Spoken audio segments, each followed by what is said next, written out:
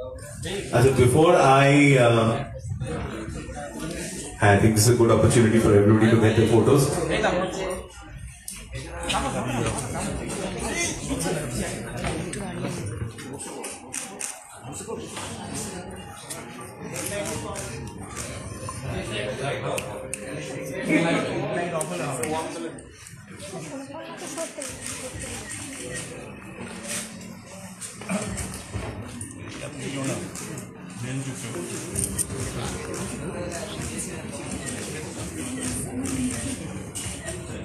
সামনে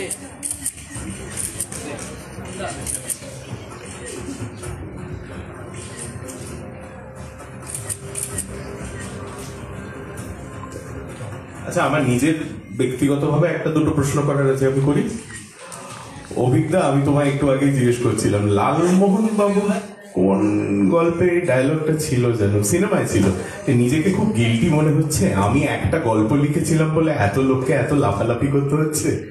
তো তুমি তো এটা দুটো পর্যায়ে দেখলে, অডিও স্টোরি, এখন ওয়েব সিরিজ, তোমার কেমন লাগে? তুমি অ্যাকচুয়ালি এই প্রশ্নটা সবাই করবে, যখন গল্পটা লিখেছিলে তখন ভেবেছিলে যে এরকম হবে?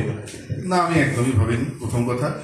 আর গল্পটি প্রথম যখন অডিও স্টোরি হয়, দ্বীপ যেখানে ছিল, বহুল প্রশংসিত হয়, সে আমার সৌভাগ্য। এবং অবশ্যই যারা কণ্ঠ দিয়েছিলেন, যারা অভিনয় করেছিলেন অডিও স্টোরিতে, তাদের কাছে আমি অসীম কৃতজ্ঞ। লোকে এখনো দেখা হলে বলে, আপনি সেই অমুক অডিও স্টোরির অভিক সরকার, ওই গল্পটা লেখুন।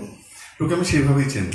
হ্যাঁ, আর এখানে একটা জিনিস বলে রাখি, যে অনুষ্ঠানটার কথা হচ্ছে, ভোগ এখনো is one of their 10 most popular stories, top 10 লিস্টে আছে।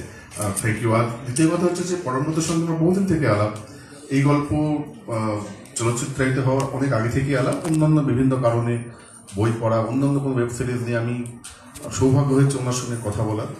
উনি যখন বললেন যে ভোগ নিয়ে উৎসাহী নিয়ে কাজ করতে, আমি যাকে বলে অত্যন্ত আনন্দিত এবং গর্বিত বোধ করেছিলাম। এবং সেই সঙ্গে আজকে এই মুহূর্তে বাংলার সবচেয়ে বিখ্যাত প্রতিভাশালী অভিনেতা অভিনেত্রীরা আছেন এই ওয়েব সিরিজে, আমার কাছে ব্যক্তিগতভাবে অত্যন্ত গর্বের বিষয়।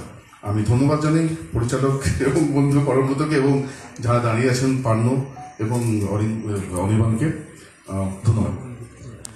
আচ্ছা, পরমব্রতকে একটা জিনিস জিজ্ঞেস করি, আমাদের আলোচনা হচ্ছিল এটা নিয়ে আজকে আর্লিয়ার ইন দ্য ডে, তোমার কিন্তু একটা একটু অন্য রকমের ইনসাইট আছে ভোগ গল্পটা নিয়ে, সেটা একটু শেয়ার করবে?